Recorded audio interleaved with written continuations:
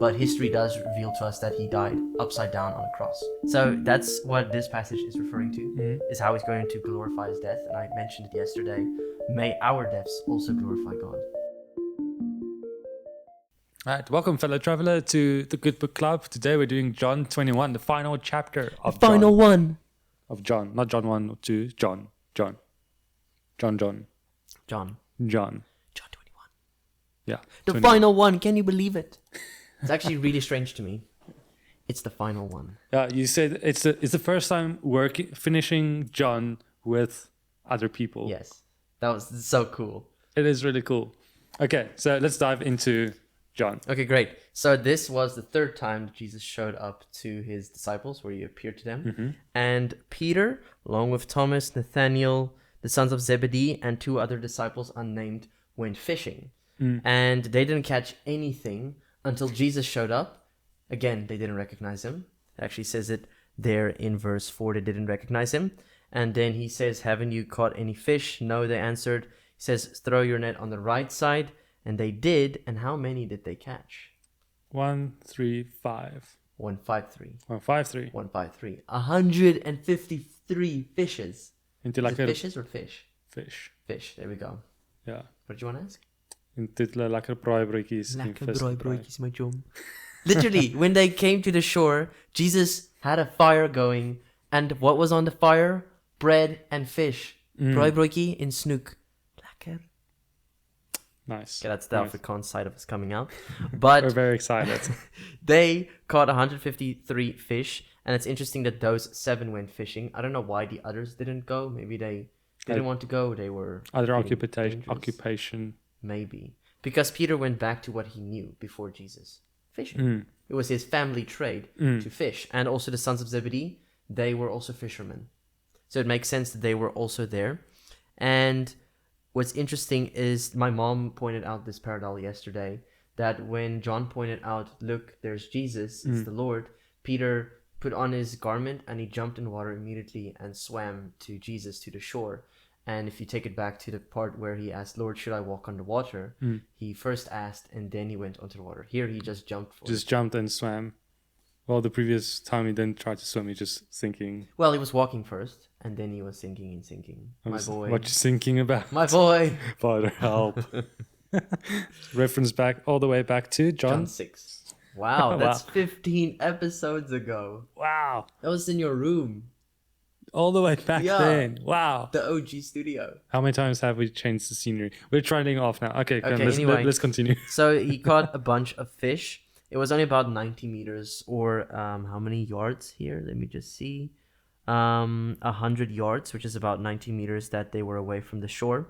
And Jesus said, bring some of the fish so that they can have breakfast. And what's beautiful to me in verse 12 is that none of the disciples asked him, who are you?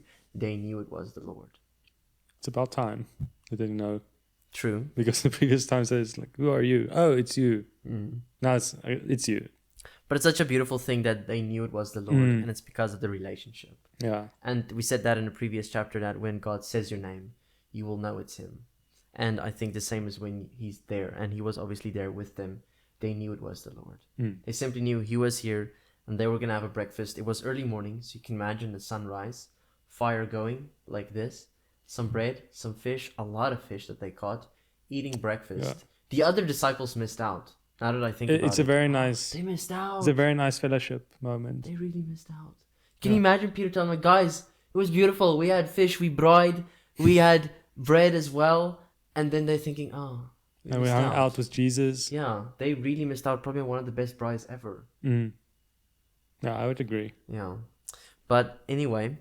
this was the third time that Jesus appeared to his disciples after being raised from the dead. And from here on, after they finished eating, Jesus asked Peter, Simon, Peter, do you love me more than these?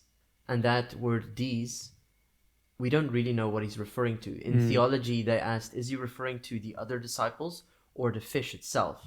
And we don't know what exactly Jesus meant. Was he asking Simon, Peter, do you love me more than the fish that you caught, or do you love me more than the other disciples? We don't know. But he says, yes, Lord, you know that I love you. And he says, feed my lambs. Second time he asks him again, do you love me? He answers, yes, Lord, you know that I love you. take care of my sheep. Are you okay? Yeah, I don't know. Anyway. Maybe all the tea that I drank. Okay. Such a deep moment, and then you sound like this croaking frog. Anyway, let me just do that again. So he asks him, "Do you love me?" "Yes, you know that I love you." "Feed my lambs," is Jesus' reply. Second time, "Do you love me?" "Yes, Lord, you know that I love you. Take care of my sheep." And by the third time, when he asked him the same question, it says Peter was hurt because of the question. Why do you think he felt hurt? Because it's been asked 3 times and he felt guilty of that he denied God 3 times. It's a parallel back to I'm not gonna betray you. No, you're gonna deny me 3 times, and then a rooster will crow, and there it happened. So that's taking back flashes, but this is also a beautiful moment where he's also making it right, of saying that yes, he's restoring the relationship with Jesus. Precisely. And he says, "Lord, you know all things, you know that I love you." And Jesus finishes with, or the third quick reply is, "Feed my sheep." Before I go to the rest of the stuff, every time Peter replies, "You know that I love you," he uses the Greek word phileo, if I have it correct, which is a friendly affection kind of love, or brotherly affection. And the first 2 times when Jesus asks, "Do you love me?" uses the Greek word agapeo, which is the godly divine type of love. And the third time when he asks him, "Do you love me?" Jesus there uses the phileo kind of love, which is interesting. So things get a little bit lost in translation. Instead of just love, it's more than just the word love. No, sure. So we actually need to learn another language. Need to learn Hebrew and Greek. And Greek. 100%. So we can just actually read the Bible in the correct context. Exactly. I correct words, yeah. Completely agree. Sure. Because there was something interesting that I wanted to say about it. I don't know if you ever heard about it, but people say you read the Greek word for love. There's 3 different ones in the Bible: eros, phileo, and agape. But that's actually not true. You only read about agape and phileo that we discussed, the brotherly kind of affection, friendly kind of love, and the godly divine love. Yeah. Eros love, you don't read in the New Testament. What is eros love? That's erotic, romantic kind of love. And you don't actually read that in the New Testament. So when it says husbands love your wife, it talks about an agape, divine, godly type of love. Which is more extreme than romantic love. Yeah, just romantic love. It's a lot more than just romantic love. So romantic love is, what do we call it these days? Chemistry. Could be seen as chemistry, yeah. But agape love goes so much deeper when it says love your wife as Christ loved the church. That was just the interesting thing that I thought of when we talked about love here. But you said it's the parallel to the 3 times that he denied him, and he restores him by asking 3 times, "Do you love me?" And he says this whole thing about when you were young, you dressed yourself, you went where you wanted. But when you are old, you will stretch out your hands, and someone else will dress you and lead you where you do not want to go. And he says this to indicate by what kind of death Peter would glorify God. Sure. So Jesus actually said, right after he restored him, this is how you're going to die. You're not going to die now, but you're going to die.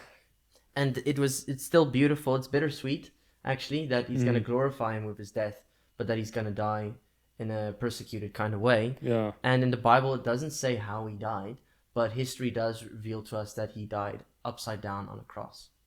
Sure. Because Peter didn't feel worthy to die like his Lord. That's insane. It is because if you think about it, if you hanging upside down, the blood goes to your brain. I think it's actually worse dying upside down than And he preferred that. Wow. He said, "I don't want to be crucified like Jesus." Sure. So that's what this passage is referring to, is how he's going to glorify his death. And I mentioned it yesterday. May our deaths also glorify God. Which is a big thought. It's a big thought. It's niet zo'n lichte vat. Not at all. Because do not take it lightly. It's not just now that you choose to follow Jesus. And I think Peter is so relatable because he knew Jesus. He messed up. He felt guilty about it. He went back to what he knew. But then Jesus comes and he restores him. And he still wants to work through him. And he says, "You will glorify me in your death." And I think a lot of us need to be reminded that even if you know Jesus, you will mess up. You mentioned in the previous chapter that you're not a sinner anymore, but you do still sin. You need to break that habit. And here it shows that God takes more pleasure in restoring than punishment. There's other passages as well, even in the Old Testament, where God says he takes more pleasure in restoration than punishment. And this is a very good story for me, a relatable character, Peter, that shows even while you know Jesus, you, for example, deny him. But are you willing to say, yes, I do love you each time he asks you? Just a question to throw out there. And he restores his dignity, restores his calling. Because after this, if you read Acts, you can see he was the main character for about the first 10 or so chapters, where he did amazing things. Peter did amazing things through the Spirit. And what's funny is right after these really deep conversations, Peter goes, but what about him? And it's John who's being eavesdropping their conversation, obviously, because he wrote it. And Jesus says, if I want him to remain alive, what does that mean to you? And there was a rumor spreading saying, oh, he's never going to die, but that's not what Jesus meant. We know that John, he was actually the only disciple that died a natural death. Oh, wow. So he had a lot of time on his hands. Yeah. Did you know they tried cooking him in oil? Yeah, and he did not die. And he didn't die. Then he was exiled to an island called Patmos, and that's where he wrote Revelation. Because he had a lot of time. Exactly. So God wanted to keep him alive, die a natural death, so that he can write that amazing book. Wow. So that's kind of a hint towards Revelation in a way, if you know the whole story. And I love how John ends it, where in verse 24 and 25 he says, this is the disciple who testified to these things and wrote them down. We know his testimony is true. Jesus did many other things, and if every one of them were written down, I suppose that there will not be enough books for that to be written down. And he talks in the first person. And if you guys have listened all the other chapters that we've done, you can check out the playlist in the show notes. He was talking in third person, and here he finally ends off with first person, which makes it much more significant. Also, it's such a cool way to end off a book, if you think about it. Yeah. It's really cool. It's so cool, because the way he makes it clear that he's the disciple who wrote this gospel is, he refers here in verse 20, this was the one who leaned back against Jesus at the supper and asked, Lord, who is going to betray you? Because in that chapter, it's revealed the disciple whom Jesus loved leaned on Jesus' chest and asked him, who is it? And this is where John reveals he's the one that wrote this. And he says that I suppose that even the whole world would not have enough room for the books that would be written. Truly shows that the Bible is a never-ending story. Wow. And that's not only chapter 21, that's the Gospel of John. The Gospel of John, and it's done. It's done. As Jesus always says, it is done. Wow. It's amazing. And yeah, next up, what we're gonna tackle on or do is Exodus. We can finally actually tell that to the camera. We're doing Exodus next. Exodus next. And if you've been paying close attention, we have been referencing Exodus quite a lot. Yep. Too much, actually. So then we thought, okay, this is meant to be, we have to do Exodus next. And I really enjoyed going through John. As you said, it's one that I finally got to work through with other people, which is amazing. I just want to say thank you for coming up with the idea of the podcast. It's a pleasure, and thank you for coming up with the idea of getting the Bible study group together to have it small, but to ask questions and everything. You're welcome. Yeah. Yeah. So thanks for watching. Sorry. No, go for it. Okay.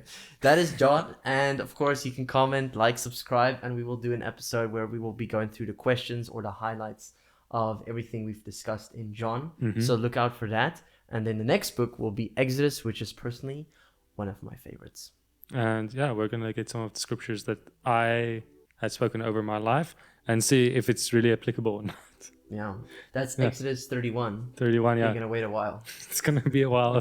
31 chapters. Okay. But thanks for watching. And yeah, see you guys when we start with the Exodus or even the Q&A. Yeah. See you in Drop the your Q&A. questions down. Yes. We will see you in the Q&A and then in the book of Exodus. Cool beans. Lekker, man. Lekker. Lekker. Tot ziens. See you guys then.